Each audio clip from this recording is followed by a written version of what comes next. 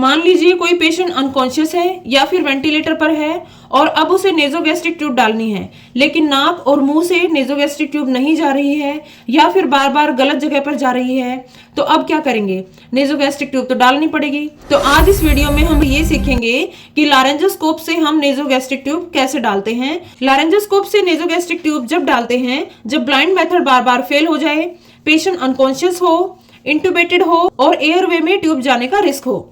अब इसके लिए जो इंस्ट्रूमेंट्स हमें चाहिए वो है sterile gloves, laryngoscope, Macintosh blade, Ryle's tube, lubricant jelly, Magill's forceps, syringe 10 और 20 ml, adhesive tape and stethoscope. Step 1, सबसे पहले प्रोसीजर, अगर पेशेंट कॉन्शियस है तो उसे एक्सप्लेन करें और अगर पेशेंट अनकॉन्शियस है तो उसके नियर बाय रिलेटिव्स को एक्सप्लेन कर सकते हैं।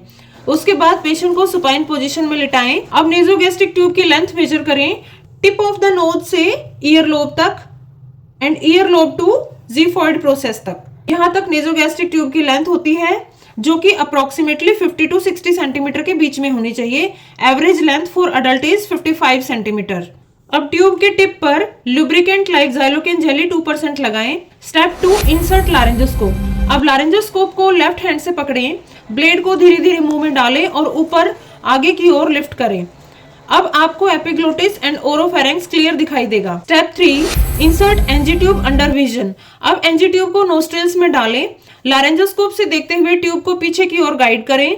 मैगिल्स फोर्सेप की हेल्प से ट्यूब को पकड़कर ईसोफेगस में डालें, ट्रैकिया में नहीं डालें।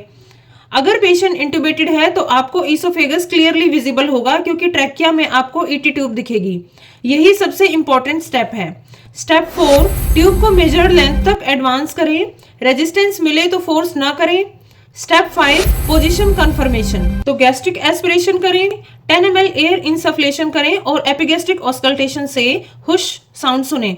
गोल्ड स्टैंडर्ड है कि आप पेशेंट का एक्सरे चेस्ट एंड एब्डोमेन करा सकते हैं। ट्यूब को नोज या चिक पर टेप से फिक्स कर दें और इंसर्शन लेंथ नोट करें। याद रखें, ट्यूब को कभी भी फोर्सफुली पुश नहीं करना है, पेशेंट को इसोफेजियल या फिर लारेंजियल इंजरी हो सकती है। दूसरा, ट्यूब डालते समय अगर पेशेंट को कफिंग होती है या फिर पेशेंट डिसैचुरेट होता है तो तुरंत रुक जाएं। तीसरा, अगर पेशेंट को बेसल स्कल फ्रैक्चर है तो एनजी ट्यूब नहीं डालनी चाहिए, कंट्राइंडिकेटेड होती है क्योंकि बेसल स्कल फ्रैक्चर में क्रीबिफॉर्म प्लेट, जिसे हम इथमोइड भी बोलते हैं, फ्रैक्चर हो जाती है जो नाक और ब्रेन के बीच में बैरियर का काम करती है। जब यह टूट जाती है तो नाक का रास्ता सीधा ब्रेन यानी इंट्राक्रेनियल कैविटी से कनेक्ट हो जाता है, तो एनजी ट्यूब दिमाग या फिर इंट्राक्रेनियल कैविटी में जा सकती है और जिससे मोर्टेलिटी हो सकती है। तो लाइक करें, शेयर करें आईसीयू स्टाफ के साथ और चैनल को सब्सक्राइब करें।